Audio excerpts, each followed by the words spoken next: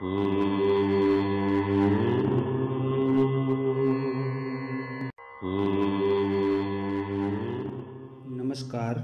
હું ઋષિકેશ કામરિયા આપ સૌનું ફરી એકવાર સ્વાગત કરું છું આપણી જ આ ચેનલમાં। આજે આપણે આ વિડીયોની અંદર ધોરણ 10 વિષય ગુજરાતી અને પાઠ નંબર 12 ચોપડાની ઇન્દ્રજાળની અંદર આવતું પરીક્ષાલક્ષી જે વ્યાકરણ છે એ વ્યાકરણની સમજૂતી છે મેળવવા જઈ રહ્યા છીએ।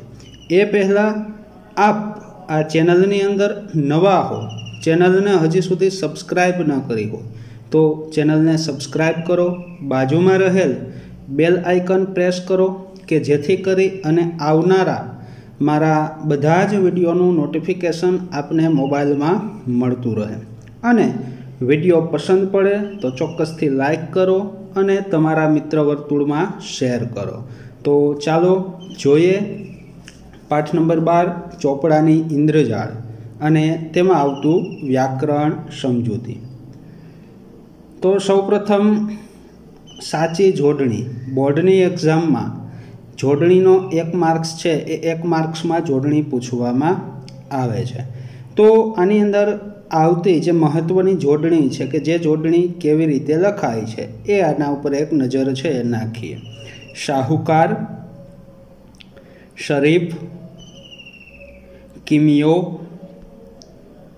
ઉઘરાણી, પ્રામાણિક, સદુપયોગ, કુટુંબ, હોશિયાળો, નિયમિત, ઉજ્જડ, જિંદગી, દુજાણું, સ્થિતિ, ખીચડી, સાક્ષી, ઝૂંપડી, દુર્દશા।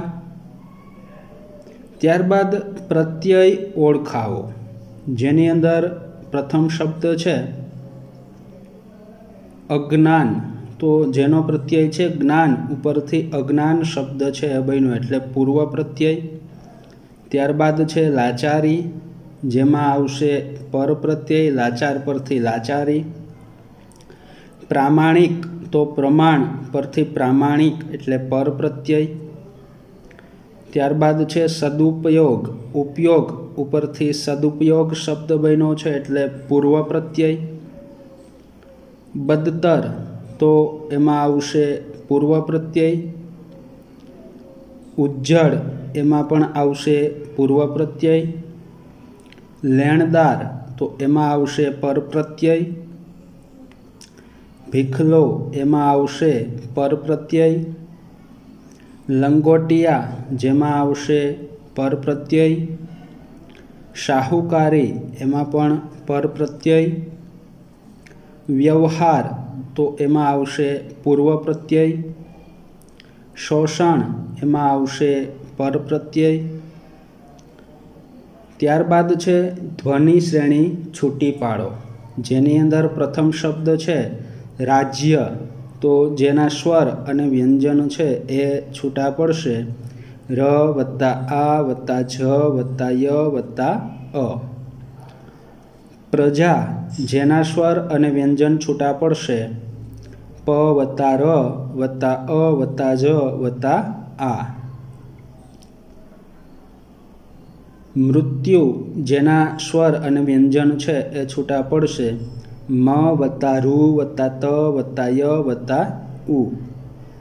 ત્યારબાદ સ્થિતિ, જેના સ્વર અને વ્યંજન છે સ વત્તા થ વત્તા ઈ વત્તા ત વત્તા ઈ। ત્યારબાદ છે ઇન્દ્રજાળ, જેના સ્વર વ્યંજન જોઈએ તો ઈ વત્તા ન વત્તા દ વત્તા ર વત્તા અ વત્તા જ વત્તા આ વત્તા અળ। ત્યારબાદ છે પ્રામાણિકતા, તો જેના સ્વર વ્યંજન છે એ જોઈએ તો પ વત્તા ર વત્તા આ વત્તા મ વત્તા આ વત્તા અણ વત્તા ઈ વત્તા ક વત્તા ત વત્તા આ। કાર્યક્રમ, જેના સ્વર વ્યંજન છે ક વત્તા આ વત્તા ર વત્તા ય વત્તા ક વત્તા ર વત્તા અ વત્તા મ। ત્યારબાદ સંધિ છોડો, જેની અંદર પ્રથમ શબ્દ છે પ્રામાણિક, જેની સંધિ છે એ છૂટી પડશે પ્રમાણ વત્તા ઇક.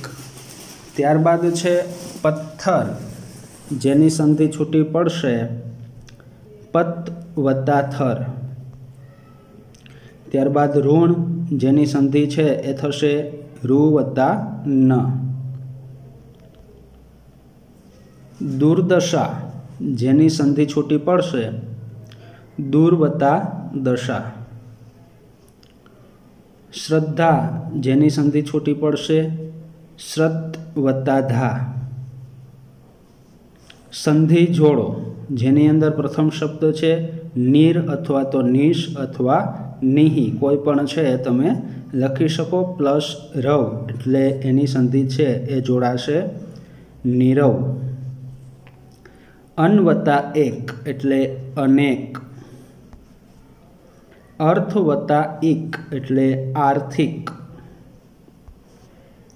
તિરસ વત્તા કાર, જેની સંધિ થશે તિરસ્કાર.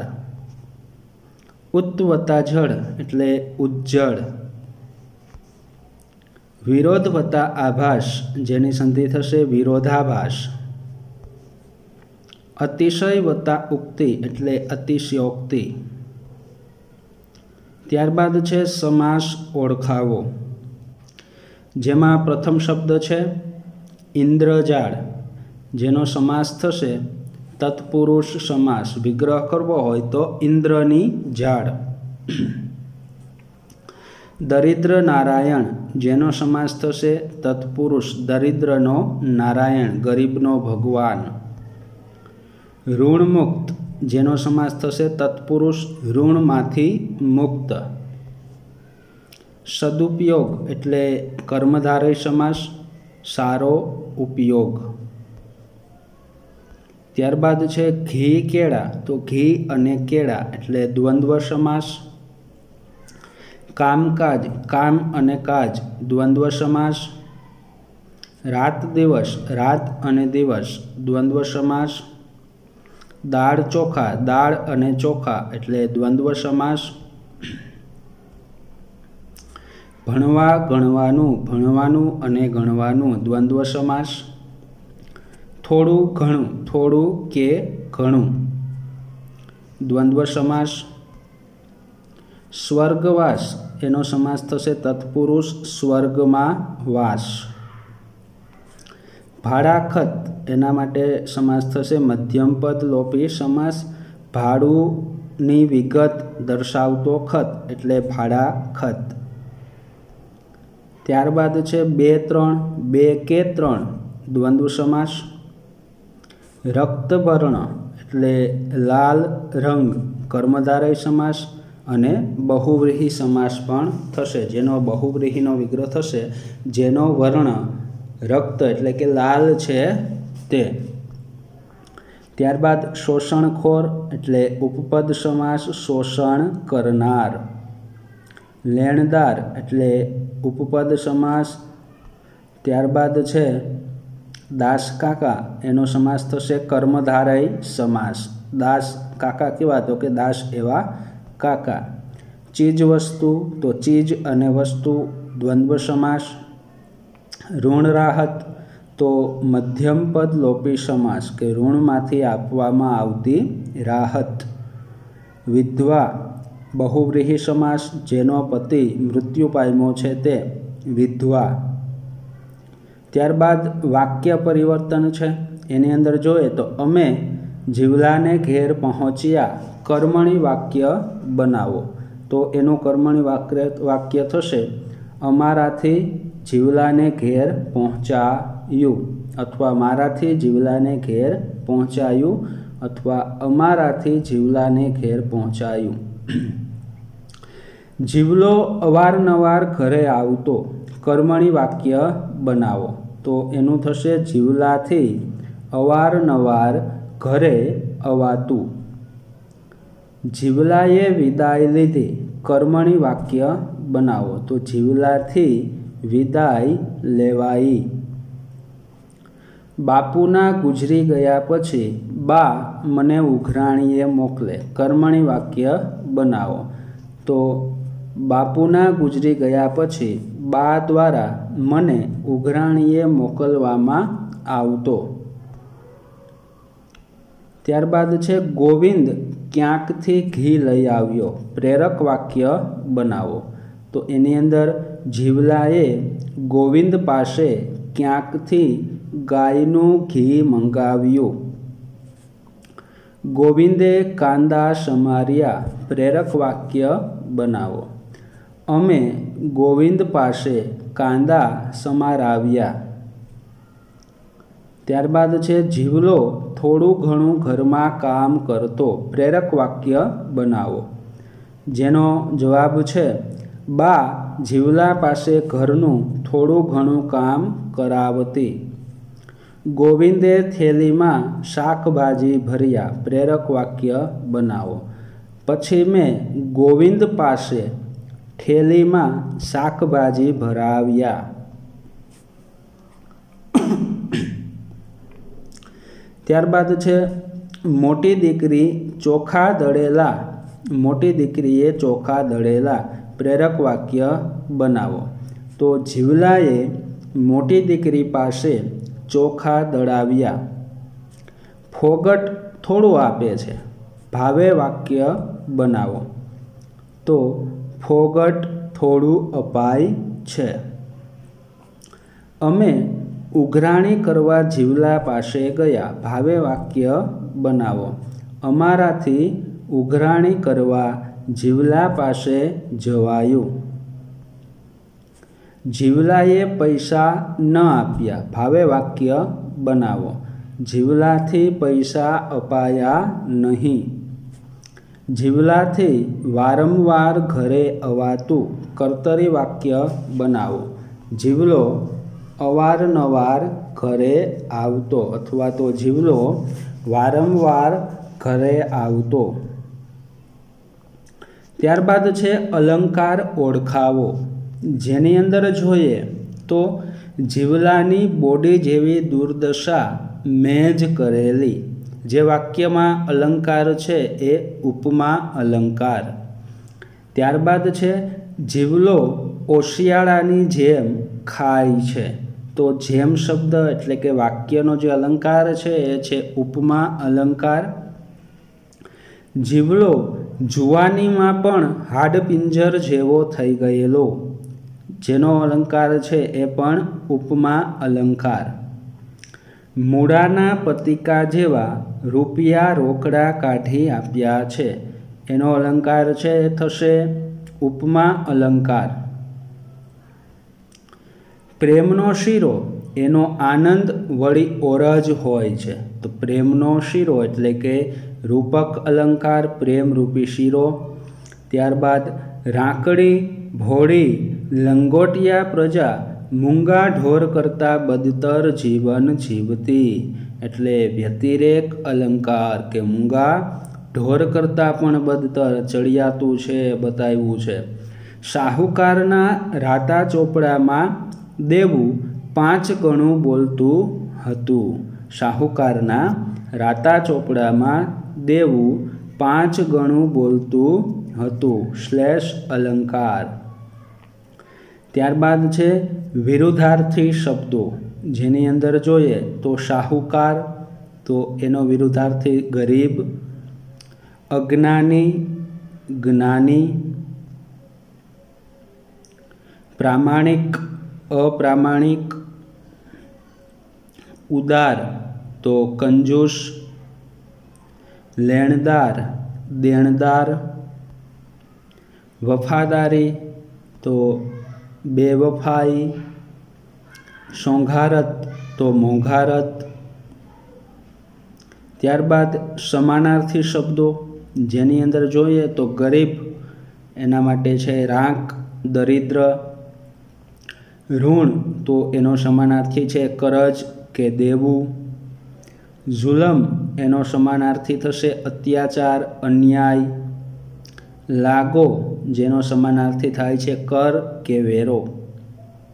તિરસ્કાર જેનો સમાનાર્થી થશે ધિક્કાર કે નફરત, મુક્ત જેનો સમાનાર્થી થશે આઝાદ કે સ્વતંત્ર, કિમિયો જેનો સમાનાર્થી થશે ઉપાય, લોહી જેનો સમાનાર્થી થશે રક્ત કે રુધિર. ત્યારબાદ તળપદા શબ્દોનું શિષ્ટ રૂપ આપો. જેની અંદર જોઈએ તો હાહુકાર એટલે શાહુકાર, આપદા એટલે આપત્તિ, ડોહાડી એટલે ડોશી, ભૂખો એટલે ભૂખ્યો, ચુહાઈ એટલે ચૂસાઈ, હેર એટલે શહેર, પુગહે એટલે પહોંચશે,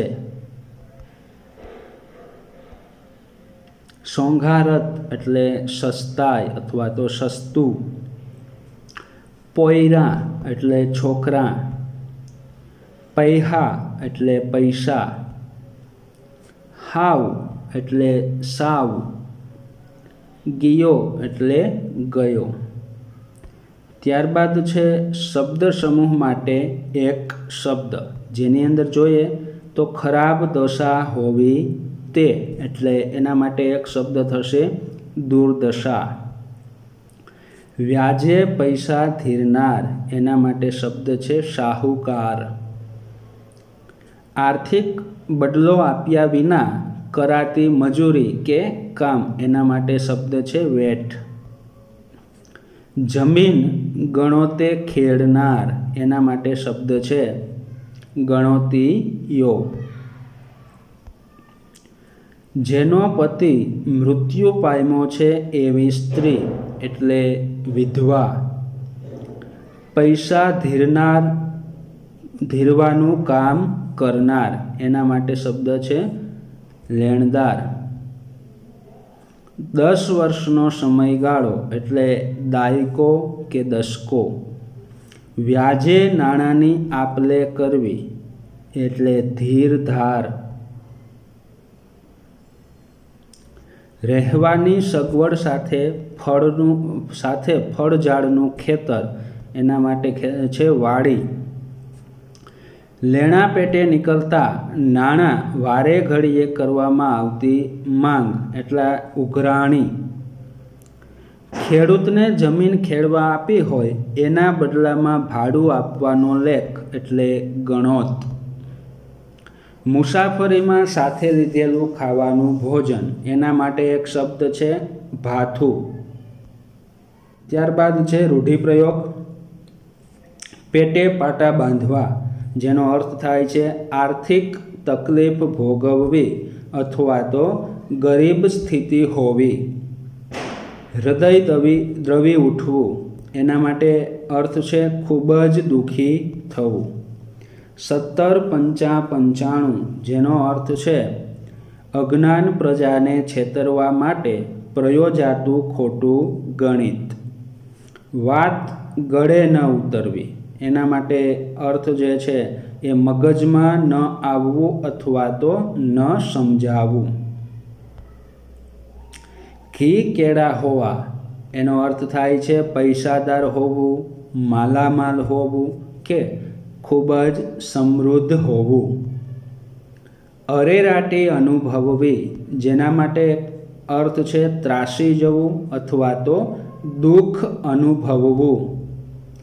નવ નેજા પડવા જેનો અર્થ થાય છે ખૂબ તકલીફ પડવી. ત્યારબાદ ગદ્યની અંદર આવતી જે કહેવત છે એનો અર્થ જોઈએ કે બોડીને ત્યાં વળી કાંહકી કેવી જેનો અર્થ થાય છે અત્યંત દરિદ્રતા હોવી, ખૂબ જ ગરીબાઈ હોવી. અહીં પાઠની અંદર ગદ્યની અંદર છે એનો અર્થ છે તેને જેની પાસે ખાવાનું ન હોય તેની પાસે સાધન ક્યાંથી હોય. બીજી કહેવત છે બાંધી મુઠ્ઠી લાખની જેનો અર્થ છે જ્યાં સુધી વાત બહાર ન જાય ત્યાં સુધી ઇજ્જત સચવાય. ત્યારબાદ ક્રિયા વિશેષણ ઓળખાવો જેની અંદર અમે તરત પાછા જવાના હતા. તો એમાં જે ક્રિયા વિશેષણ છે એ છે તરત અને તેનો પ્રકાર છે એ રીતિવાચક ક્રિયા વિશેષણ. બા બિચારી રાત દિવસ વૈતરું કરતી, જેનું ક્રિયા વિશેષણ છે રાત દિવસ અને પ્રકાર છે એ સમયવાચક. બાને તેના પૈસા નિયમિત મળતા, નિયમિત શબ્દ જે છે એ ક્રિયા વિશેષણ છે અને પ્રકાર છે સમયવાચક.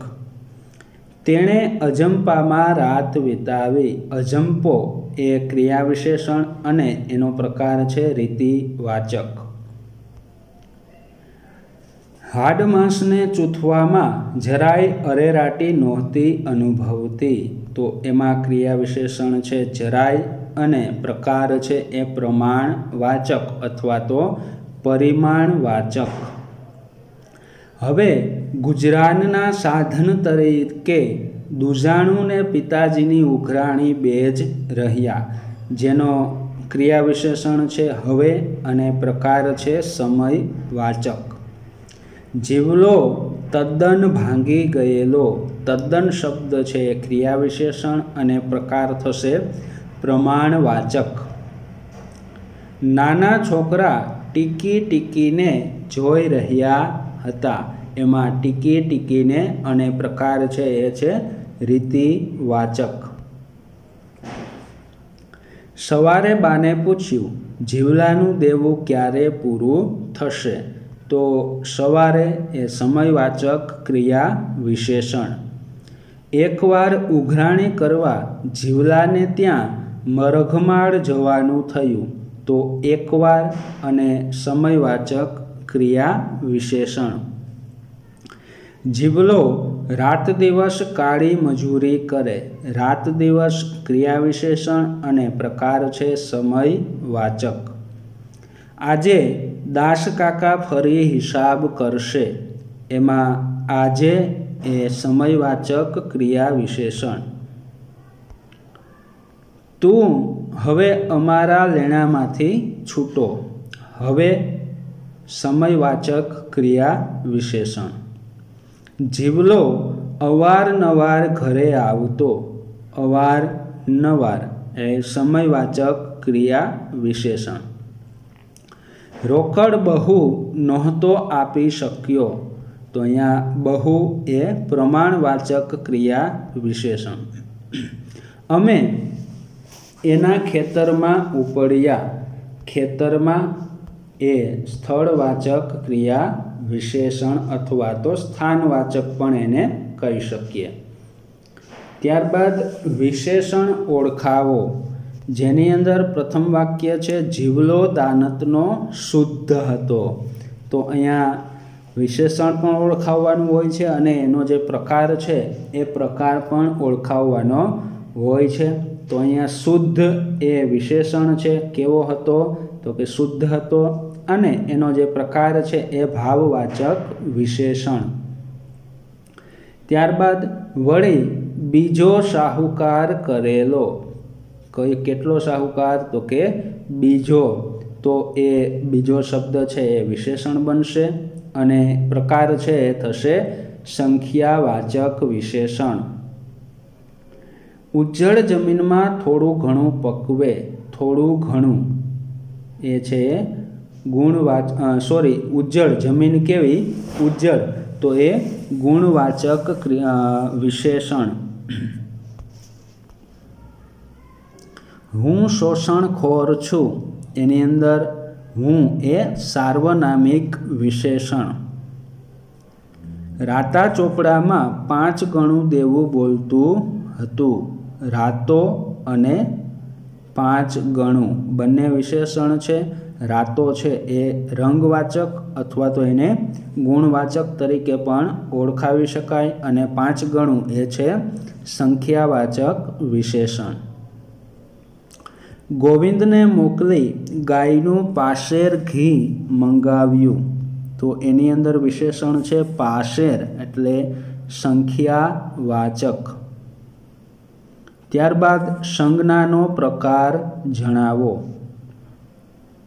જેમાં વેટ એની અંદર ઓપ્શન આપેલા હશે અને આપણે એમાંથી એક પસંદ છે એ કરવાનું હોય છે। તો એમાં પહેલો શબ્દ છે વેઠ, તો એ જે સંજ્ઞા છે એનો પ્રકાર થશે ભાવવાચક સંજ્ઞા। ત્યારબાદ બીજું છે શાકભાજી, જે છે એ જાતિવાચક સંજ્ઞા। દાળ ચોખા, જે તો કે દ્રવ્યવાચક સંજ્ઞા। શીરો, જેનો પ્રકાર છે એ થશે દ્રવ્યવાચક સંજ્ઞા। ફસલ, એમાં તો કે જાતિવાચક સંજ્ઞા। વફાદારી, જેનો પ્રકાર છે એ થશે ભાવવાચક સંજ્ઞા। બચત, જેનો પ્રકાર છે એ થશે ક્રિયાવાચક સંજ્ઞા। ત્યારબાદ છે ગોવિંદ, તો એમાં વ્યક્તિવાચક સંજ્ઞા। આંસુ એ દ્રવ્યવાચક સંજ્ઞા। પત્ની એ થશે જાતિવાચક સંજ્ઞા। તો અહીંયા પાઠ નંબર 12 ચોપડાની ઇન્દ્રજાળની અંદર આવતું પરીક્ષાલક્ષી વ્યાકરણની સમજૂતી છે એ આપણે જોઈ। જો તમને આ વિડીયો પસંદ પડ્યો હોય તો ચોક્કસથી લાઈક કરો, તમારા મિત્ર પરિવારને શેર કરો અને ચેનલને સબસ્ક્રાઈબ ન કરી હોય તો ચેનલને સબસ્ક્રાઈબ કરો। આભાર। અસ્તુ। જય હિન્દ। વંદે માતરમ।